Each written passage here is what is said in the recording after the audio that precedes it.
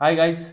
So today we are going to talk about कि क्या नहीं करना है, what not to be done in this exam preparation. Okay.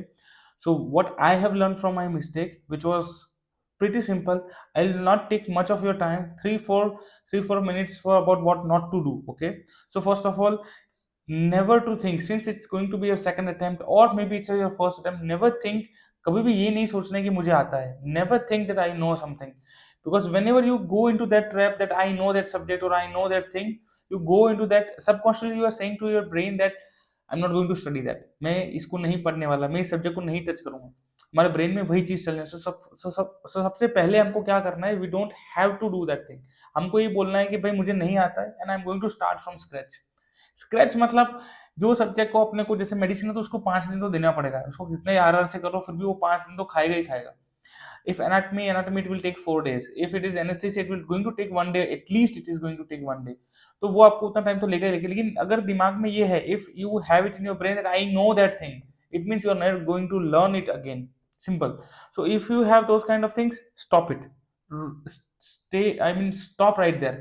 मेरे सेकंड अटेम्प्ट में I have done the same mistake, because since I have done the coaching and everything, second attempt I was thinking I know everything, I know everything, I know everything, and in the end what I have done, the time has gone and I didn't know anything. ठीक है. So that will happen. So उसको stop करो सबसे पहले तो. Second what mistake I have done is I have never touched any MCQ. मुझे MCQ से बहुत डर लगता था, तो मैं एमसीक्यू करता ही नहीं था. मुझे ऐसा लगता था यार ज्यादा गलत हो रहे, ज्यादा गलत हो रहे तो क्या मतलब हो गया, नहीं करेंगे क्या, करना तो है ही. तो वो मैंने सेकंड अटेम्प्ट में मिस्टेक की थी कि हाँ यार एमसीक्यू नहीं कर रहा था. फर्स्ट अटेम्प्ट में भी सेम चीज थी, तो उसको मैंने इस बार हटाया और इसको मैंने बोला कि जो होगा देखा जाएगा.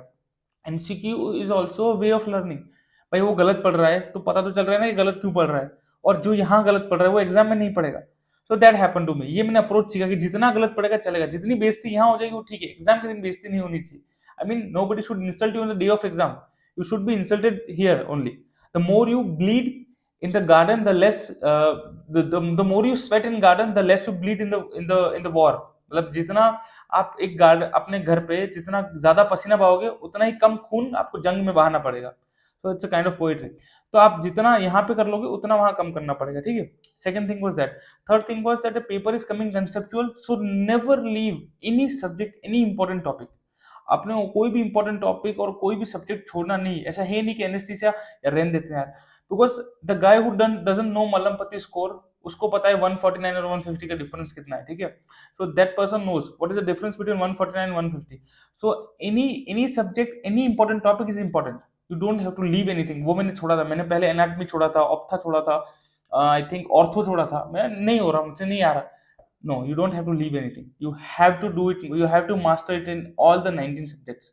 So if any one subject even betrays you in the exam, you still have 18 subjects command, so you can do it well in your exam. अगर एक भी सब्जेक्ट खराब चला जाए तो 18 सब्जेक्ट अपने पास और है जो अपने को 150 के उस पार ले जाएंगे. तो वो गलती नहीं करनी है कि 3 सब्जेक्ट छोड़ दो, 4 सब्जेक्ट छोड़ दो. नहीं यार, तुम्हें नहीं पता ना कौन सा सब्जेक्ट भर भर के आएगा.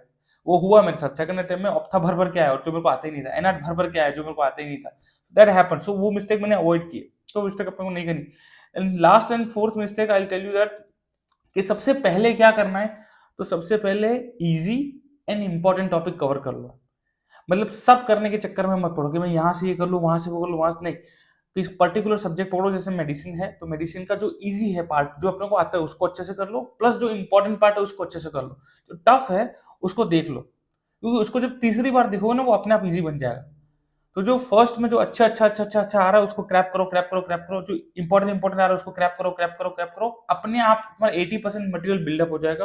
और लास्ट में जो है टफ, वो टफ वैसे भी फर्स्ट बार जो टफ लग रहा है वो सेकंड बार कम टफ लगेगा और थर्ड बार में बिल्कुल कम टफ लग के वो इजी कैटेगरी में चला जाएगा. ठीक है. तो ये थी कि क्या नहीं करना है. ठीक है. दूसरी चीज, एक लास्ट मोटिवेशन की टाइप में एडवाइस दूंगा ये, कि अगर हफ्ते में 6 दिन आपने अच्छे से तैयार किया और एक दिन खराब भी चला गया ना, फॉर एग्जाम्पल खराब मीन्स आपने 10 घंटे की जगह 5 घंटे पढ़े, 4 घंटे पढ़े, तो डोंट वरी. हफ्ते में एक दिन सबका खराब जाता है, मेरा भी जाता था. ठीक है. कोई ऐसा दुनिया में ऐसा महाशय नहीं है कि जिसके 7 के 7 दिन अच्छे जा रहे हैं. ठीक है. तो हफ्ते में एक दिन खराब जाएगा, it's okay, it's absolutely fine. हमें क्या नहीं करना है कि आज अगर मेरा संडे खराब गया तो मेरे को मंडे खराब नहीं करना उसके पीछे. ठीक है. तो हफ्ते में एक खराब दिन अलाउड है. खराब दिन का मतलब at least you have studied for 5 hours.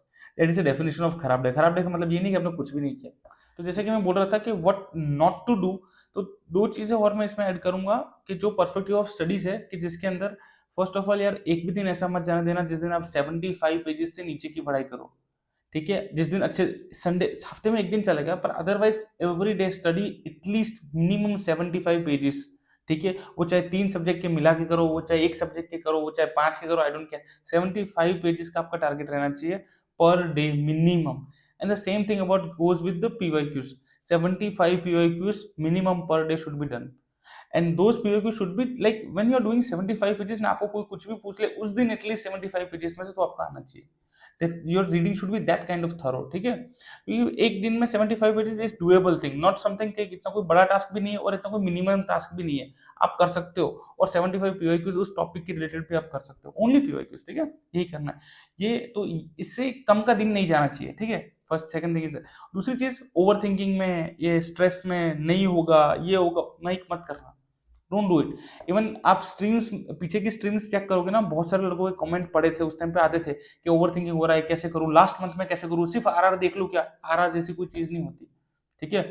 आपके पास 5 महीने हैं, 5 महीने दबा के मेहनत करो।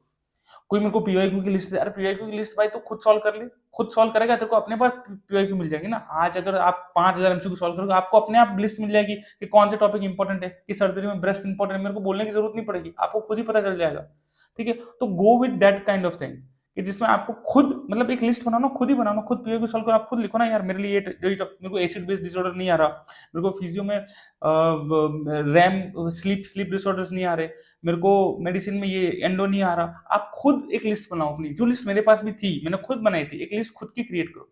किसी के बने बनाए स्पून फीडिंग पे, उस पे मत जाओ। 5 months, 4 months, whatever time you got, do it fully into it.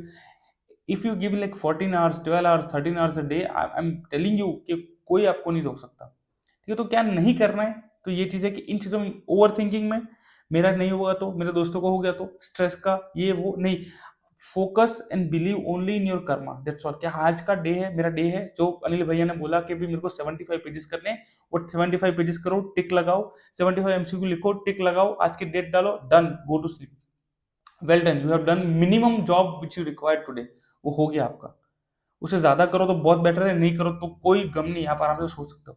That is the minimum thing, at least you should do it. And in the end, I'll tell you, I think tomorrow on 13th of February, I'll be launching a full timetable, or at least for 4 months, ठीक है। उसमें कैसे कैसे करना है, क्या क्या करना है, कौन से डे पे कौन सा सब्जेक्ट लेना है, if you have your own time table, follow that. If you don't have, take this one. मेरे को जो चाहिए वो मैं एक टिक वाली लिस्ट बनाऊंगा, उस टिक वाली लिस्ट पे आप टिक करते जाओ जैसे जैसे हो रहा है।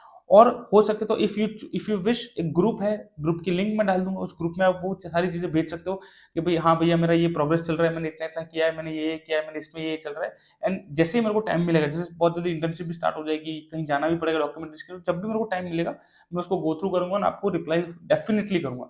मैं चाहता हूँ कि हर वो इंसान जो एफएमजी कर रहा है आज की तारीख में, और जो सच में मेहनती है, जो रियल में डिजर्व करता है, वो पास होना चाहिए। क्योंकि ये दर्द अपन निकले इस तरह यहाँ से, तो मेरे को पता है। ऑनेस्टली मैं अपनी स्टोरी शेयर करूँ ना, तो मैं जब पास हुआ ना, मैंने स्टोरी भी नहीं डाली अपने व्हाट्सएप पे कि मैं पास हुआ, तो मुझे पता है जो नहीं होता ना, उसका दर्द कितना ज़्यादा होता है।